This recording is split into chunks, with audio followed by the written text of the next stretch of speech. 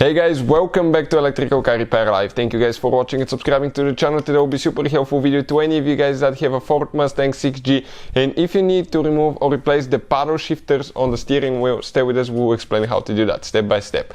Before we start, let me tell you a little bit about us. Every single car we get here at the garage, we try to make at least 200 to 300 free repair videos. Why? Simply because our mission in the shop is to save you as much money as we can. All we need, guys, in return, please subscribe to the channel, like the video, that way we can keep making these free videos for you. Now, if you need to buy any parts tools for a good price and quick shipping, guys, check out the link in the description of the video below. That's where we get all our tools and supplies from. So let's go ahead and start on it now. So with that being said, okay, we want to explain exactly how everything works, guys. This is, okay, the airbag right here. First, if you're not qualified and certified to work on airbags, don't do it, they can kill you. So consider this entertaining video, not a how-to video. Second, you need to disconnect the car battery for at least 1 hour before, guys, okay, messing with airbags, so the system can discharge. Third, on these modern cars, it really matters which battery terminal you disconnect and reconnect. First, if you do it the wrong way, you can cause damage to the electrical system as well, guys. So, we have the battery disconnected, but the airbag exploded already, so practically that's out of the question. But now we want to show you, okay, what we have here. You will be accessing, I'll show you step by step how to remove it. Make sure to stay until the end. But I want to show you what we will be doing first. You'll be accessing two little holes from the side of the steering wheel.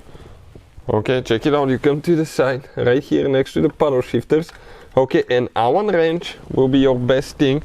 I'm using a torque wrench, which is not so convenient, but it still works. And you have one more hole, okay, on this side. Now, I want to show you guys, okay, when I get that that wrench inside here, there is one spring that you need to kind of like release. Okay, so you kind of like need to pry a little bit to the back. Okay, so the front tip can go, okay, the tip can go to the front, because otherwise you'll go past the spring. So you need to go like right here, you can see.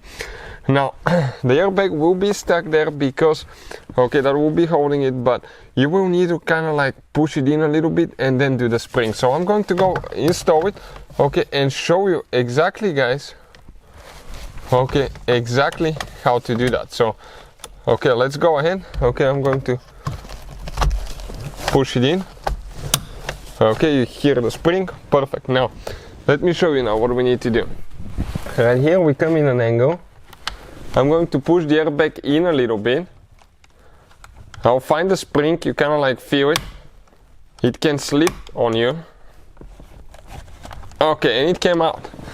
Now the same thing on this side. Kind of like feel the spring, push against it.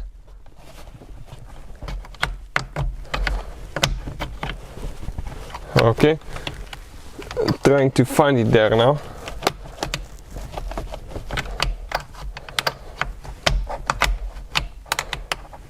Let me see where that thing went, because it's a little bit tricky, guys. Okay.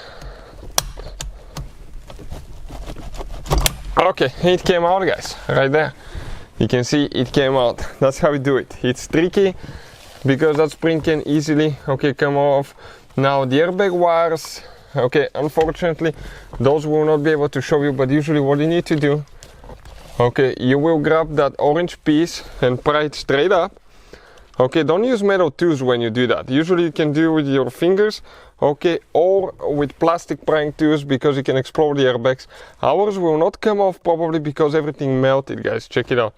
Everything practically melted due to the fact that that airbag exploded, and as a result it got too hot and it melted the wires. But you pull that orange thing up, then all you're going to do, okay, grab them, don't twist, okay, and just pull them straight up, okay, and they'll come out, and you need to disconnect, okay, couple more wires and you're ready to go, guys. You can see that's how you remove it, but the disconnecting part is the one that's really tricky on those. So for the steering wheel controls, we'll explain only on one side, the other side is exactly the same. So now first you need to remove the switch, the top switch, in order to remove the bottom one, because you can see how the top goes on top of the bottom one. So we remove them with Torx 20 star looking bit, guys. Okay, right there. Yep, remove that one too. That holds both of them actually. If you need to buy any parts too, guys, for a good price and quick shipping, check out the link in the description of the video below, and it will teach you, okay, where you can get those from. So Working on that one now. All right, number 2 came out. Now let me maybe turn the light down a little bit so it's not so bright. Okay, now that switch itself, you grab it, guys. Okay, let's see here. You grab it and you pull it straight out. You do have a couple clips. Okay, let's see if it has anything underneath as well. Okay, to make sure that it doesn't have another hidden one somewhere too. So let us show you now, okay, what we need to do, guys. After you remove these 2 screws, you come right here, you pry a little bit, okay, you get the plastic panel remover too. Be careful. Here there is one clip that's actually hidden, that you kind of like